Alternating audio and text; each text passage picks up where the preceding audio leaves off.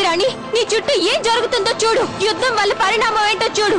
యుద్ధం వల్ల పరిణామం సర్వనాశనమే అవుతుంది. ప్రాణ నష్టం, మానవ నష్టం, ధన నష్టం జరుగుతుంది. దీనంతటికీ నీ అహంకారమే కారణం.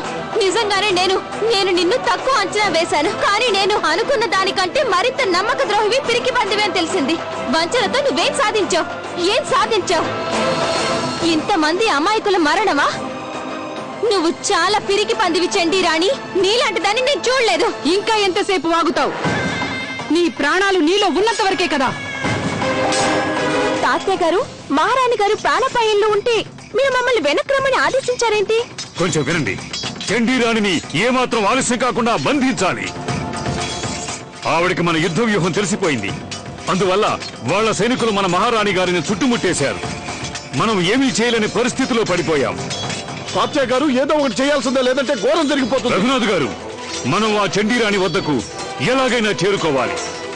అందుకు మనం మన యుద్ధ వ్యూహాన్ని మార్చుకోవాలి. వాళ్ళ ధ్యాసని వెంటనే మళ్లించాలి.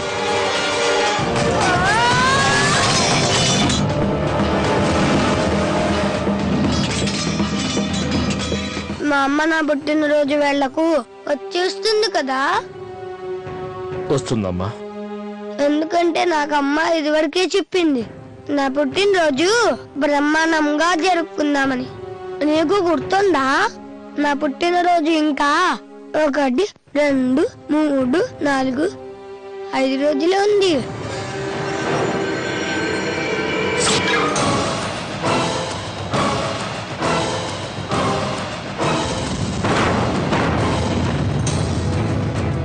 మన ఫిరంగులు కూడా కాల్చండి. ఫిరంగులకి సమాధానం ఫిరంగులతోనే ఇవ్వాలి. ఫిరంగులు అసలు ఎక్కడున్నాయో, ఝాన్సీ సైన్యం ఎక్కడుందో మాకేమీ కనిపించట్లేదు మహారాణి.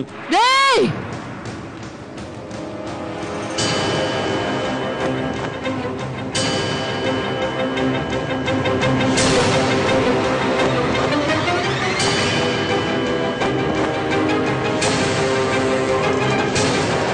సంకేతం వచ్చింది, రంగంలోకి దిగండి. గగ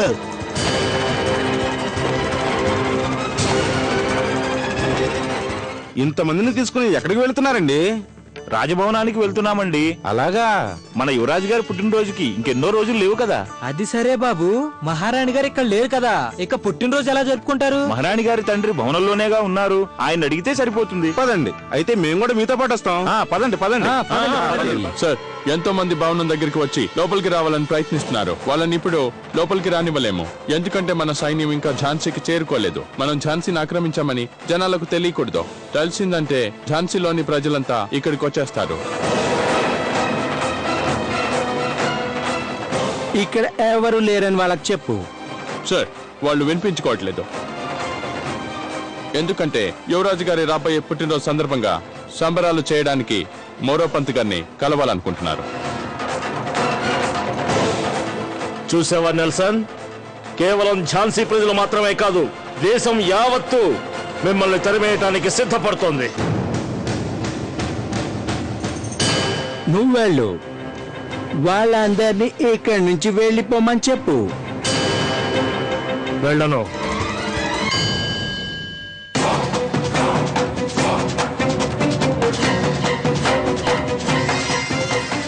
ఇప్పుడు చెప్పు ఓల్డ్ మ్యాన్, నువ్వు వెళ్తావా లేదా? నెల్సన్! ప్రణామాలు మోరోపంత్ గారు. మేమంతా మా యువరాజు గారి పుట్టినరోజు గురించి అడగడానికి వచ్చాం.